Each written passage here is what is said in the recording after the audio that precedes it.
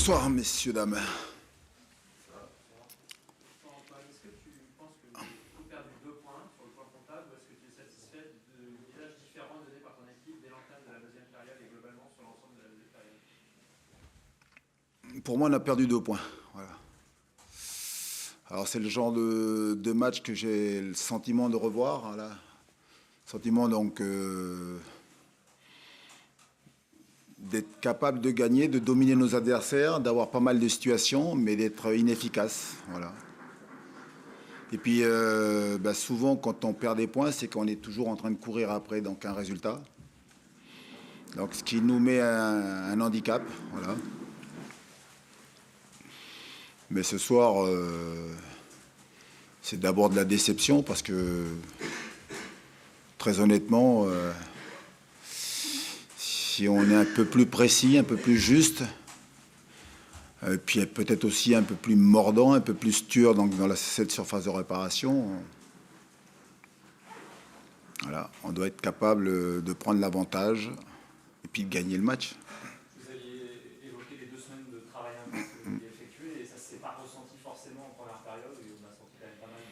Mais je ne suis pas d'accord avec vous. Hein. Je suis pas d'accord. À part le but qu'ils ont marqué en première période, ils ont 0 situation. Hein. Non, mais dans la qualité de votre jeu, techniquement, il y a eu pas mal de déchets quand même. Oui. Ouais, mais bon, après peut-être qu'eux, ils étaient bien en place et puis surtout c'était une défense assez basse avec beaucoup de densité. Donc techniquement, on n'a pas toujours fait les bons gestes, que ce soit donc Pablo Chavaria, donc Demendiaye, oui, même Mathias, même s'il est en première mi-temps, il a été plus intéressant qu'en deuxième. Mais en tout cas, donc dans la façon dont on s'est comporté, donc dans les intentions de jeu, c'était très intéressant. Hein. On a fait ce qu'on voulait, à savoir donc tirer cette équipe, jouer beaucoup sur la largeur, apporter des solutions avec Scaramosino, mais surtout à droite avec Ikoko, Jordan. Après, il nous manque simplement à être un peu plus précis dans les passes, hein. Mais dans les intentions de jeu, c'est ça qui est intéressant. Donc. Et puis après, on a offert peu de solutions, donc peu de situations à cette équipe de Laval, hein, en première mi-temps. À part le cadeau qu'on leur fait. Je pense que Joris Del a passé une soirée assez tranquille. Après, par contre, en deuxième mi-temps, il fait donc une parade qui permet justement donc de ne pas encaisser de deuxième but. Mais on a laissé passer notre chance. La sortie de Endo, c'est parce que vous estimez que le joueur était en difficulté ou c'est parce que c'était un choix tactique pour amener une solution supplémentaire dedans? C'est d'abord un choix tactique parce que quand on est mené au score à domicile, donc il fallait justement mettre un attaquant pour peser un peu plus sur cette défense et puis surtout être à la réception des centres. Et d'ailleurs, Beckham Benga a eu en deuxième mi-temps 2 très belles situations. Hein. Une tête, oui, 2 têtes à bout portant. La deuxième, je pense qu'il peut même faire un amorti. Voilà, on a eu, oui, c'est la déception parce que voilà, c'est un scénario qui se répète. Ce sont des matchs qu'on peut gagner, ce sont des matchs qu'on doit gagner, mais on est incapable de le faire. Entre la fin de la première période et le début de la reprise de la seconde période, il y a une différence quand même d'intensité dans le jeu de votre équipe.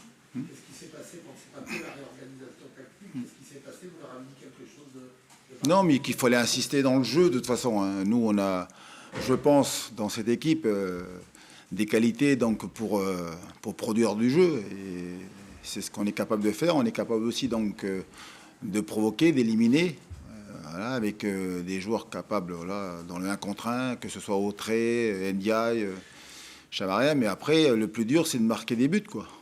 Et c'est ce qui nous manque aujourd'hui. Ce qui nous manque cruellement aujourd'hui, c'est un buteur. Hein. Je crois que notre meilleur buteur, c'est qui? C'est Pablo, je crois. Je sais pas, je crois. Autré, avec combien? 2 buts, voilà. Est-ce que le positionnement de Pablo Chavaria en numéro 9 vous convainc toujours? Non, mais c'est c'est la moins mauvaise aujourd'hui avec voilà.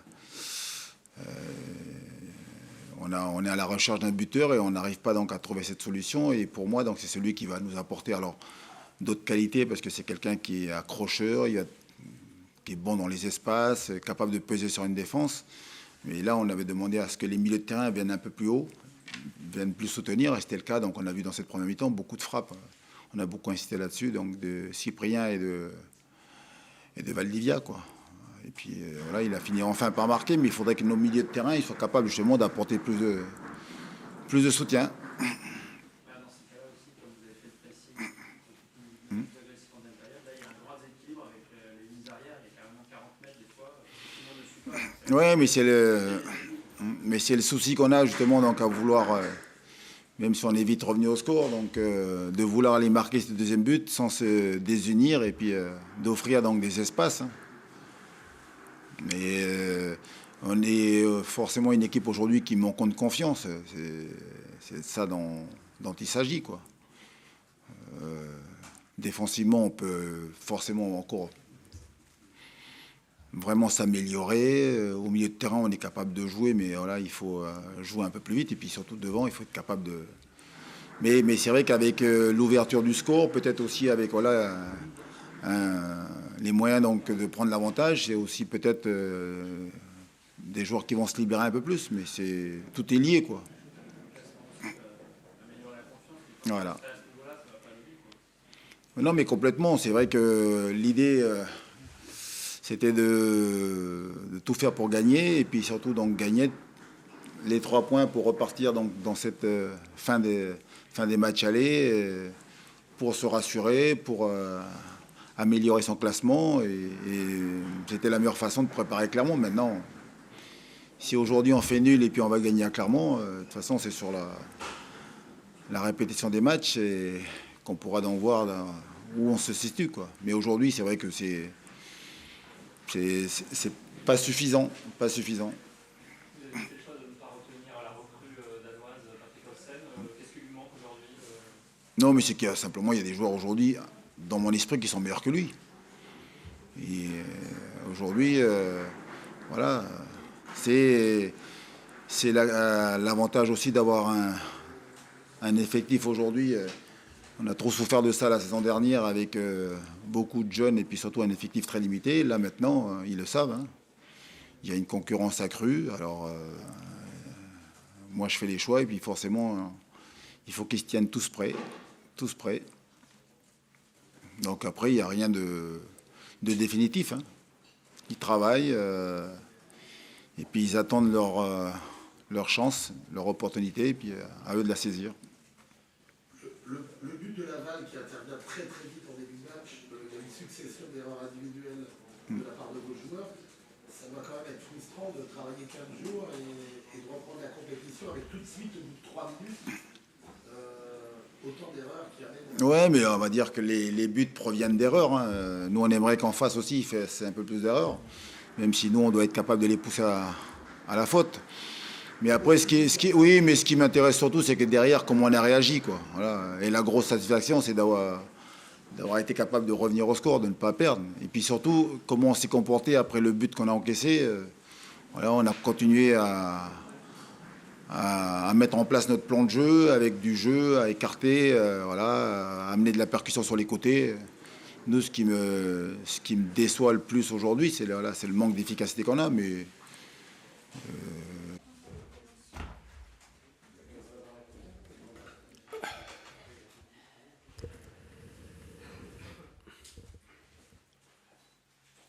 Bonsoir à toutes et à tous. Comment vous expliquez la reprise en deuxième période et le changement qui s'est donné du match alors que vous avez plutôt bien contrôlé la première période et que Lens a vraiment été beaucoup plus agressif? Excusez-moi, il y avait un petit peu de bruit de fond, j'ai pas compris votre question.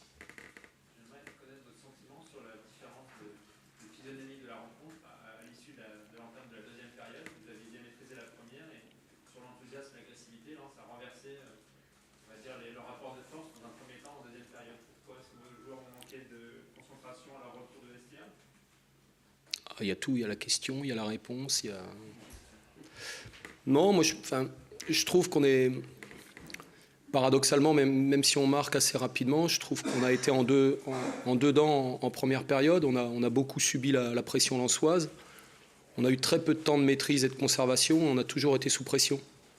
On ne s'est jamais donné de temps de jeu pour pouvoir récupérer, pour pouvoir faire courir notre adversaire. Et Bon, l'entame de match en seconde période, c'est dans la continuité, me semble-t-il, de ce qu'on a produit en première mi-temps. On est puni sur un ballon perdu à 60 mètres de notre but. Et je trouve finalement que plus le match avançait et mieux on était. Alors est-ce que c'est lié à l'aspect athlétique? Parce que je trouve qu'on a eu quand même des difficultés à rentrer dans ce match-là. Je pense que le fait de ne pas jouer pendant 17 jours nous a pénalisés. Il y avait un déficit d'intensité qui nous a été préjudiciable. Peut-être également que le fait de marquer rapidement, inconsciemment, on se recroqueville, on se regroupe. Et puis finalement, nos meilleures opportunités, on les a en seconde période. Mais je ne suis pas très satisfait du contenu de notre match. Je pense qu'on est capable de faire beaucoup mieux. Et on va dire que sur le plan comptable, c'est un bon point parce qu'on ne méritait pas beaucoup mieux.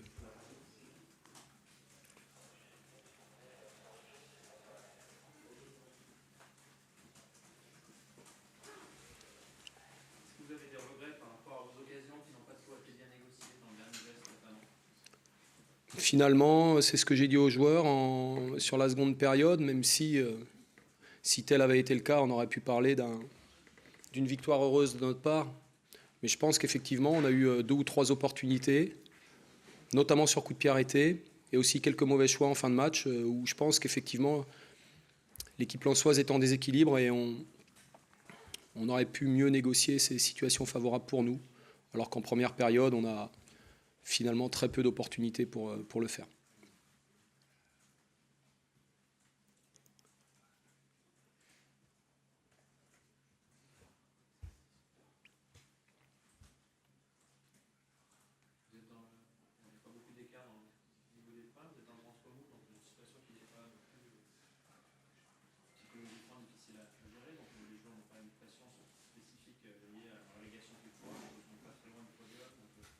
On n'est pas dans ces perspectives-là. Ce qui est important, c'est de mettre toujours en perspective le résultat et le contenu des matchs. Aujourd'hui, moi, je suis relativement déçu du contenu de notre match. Je pense qu'on est capable de faire beaucoup mieux. Donc voilà, je pense que il faut hausser notre niveau de jeu pour pouvoir être capable de s'imposer ici à Lens, devant ce public extraordinaire et dans une équipe qui a un petit peu de pression, elle, quant au résultat. Mais voilà, chaque match a sa vérité. Et je vous dis encore une fois, quitte à réitérer mes propos, j'attendais mieux de mon équipe sur le plan du contenu du match, même si on a été un petit peu mieux en seconde période. Quel regard vous jetez sur votre adversaire de ce soir qui n'a pas les mêmes moyens que vous, notamment financiers? Écoutez, vous savez, j'ai suffisamment de travail pour m'occuper de mon équipe. Voilà, je pense que le Racing Club de Lens, c'est une chose qui est indéniable. Quand on voit le contenu du match ce soir, n'est pas à sa place. Voilà. Une fois que j'ai dit ça, je pense que nous, on a 4 matchs en 12 jours et on a envie de bien les négocier. C'est ça qui m'interpelle aujourd'hui.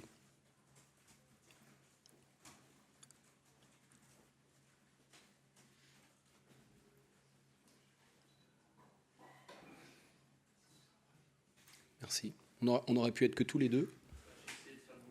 Mais c'est bien.